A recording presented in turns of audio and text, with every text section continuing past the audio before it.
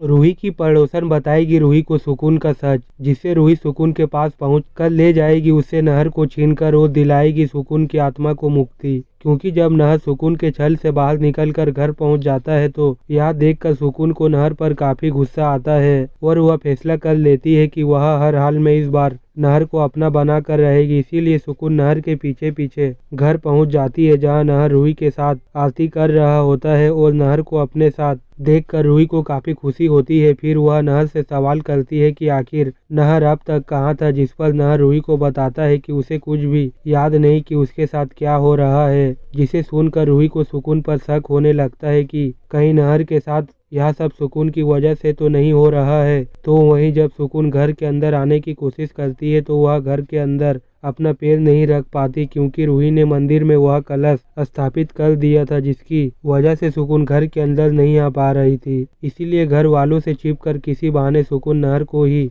घर से बाहर बुला लेती है और नहर की आंखों में आंखें डालकर उसे एक बार फिर से अपने वश में कर लेती है, जहां नहर पर पूरी तरह से सुकून का असर नहीं होता, मगर सिर्फ भी नहर सुकून की बात मानकर उसके साथ जाने लगता है। तो वहीं जब रूही को नहर पूरे घर में कहीं नजर नहीं आता तो उसे एक बार फिर से नहर की चिंता होने लगती है। इसीलिए जब रूही नहर को फोन मिलाती है तो इसे सुकून को रूही पर काफी गुस्सा आ जाता है और वह नहर से कहती है कि वह रूही को कह दे कि वह नहर को परेशान ना करे, जिससे नहर वही करता है जो सुकून उसे कहती है। जिसे सुनकर रूही को समझ नहीं आता कि जब कुछ देर पहले नहर का मूड अच्छा है था तो वह रूही के साथ इस तरह से पेश क्यों आ रहा है। इसीलिए रूही फैसला कर लेती है कि इस बार वो हाथ पर हाथ धरे नहीं बैठेगी और वह सच का पता लगाकर रहेगी। इसीलिए रूही नहर को ढूंढने के लिए घर से चली जाती है, जहां काफी ढूंढने पर भी उसे नहर का कोई पता नहीं मिलता। मगर तभी रूही को उसकी पुराने वाली घर पड़ोसन मिल जाती है, जो काफी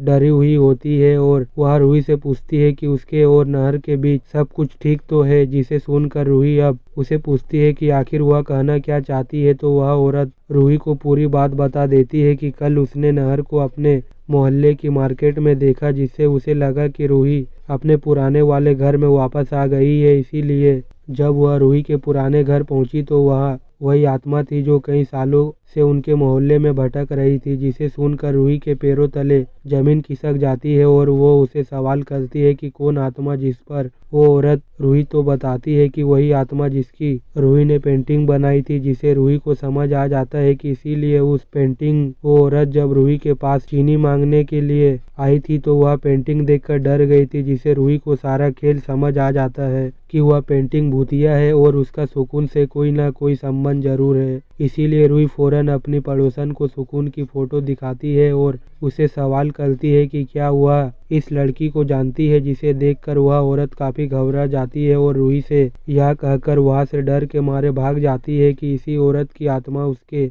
पुराने घर में थी। जिससे रूही को पता चल जाता है कि सुकून एक आत्मा है जो कि नहर को चाहती है। जिससे रूही को नहर की काफी चिंता होने लगती है कि कहीं सुकून नहर को कोई नुकसान ना पहुंचाए। इसीलिए रूही पास के मंदिर में जाती है और भगवान से अपने सुहाग की रक्षा के लिए प्रार्थना करती है। तो वही जब सुकून को एहसास होता है कि नहर उसके कंट्रोल से बाहर होता जा रहा है तो सुकून नहर से कह देती है कि अब नहर को रूही से अपने सारे रिश्ते नाते तोड़कर सुकून को अपनी पत्नी बनाना होगा। जिसके बाद सुकून नहर के हाथ में सिंदूर पकड़ाकर उसे सुकून की मांग भरने को कहती है, जिससे नहर सुकून के वश में आकर ऐसा ही करने लगता है। लेकिन तभी मौके पर रूही वहां पहुंच जाती है और यह देखकर वो सुकून पर काफी गुस्सा होकर नहर को अपने साथ घर चलने को कहती है। मगर नहर रूही की एक नहीं सुनती और रूही से कह देता है कि अब वह रूही के साथ अपने सारे रिश्ते तोड़कर सुकून को अपना रहा है। इसीलिए रूही चुपचाप यहाँ से चली जाए। जिसे सुनकर रूही हार नहीं मानती और फिर रूही नहर का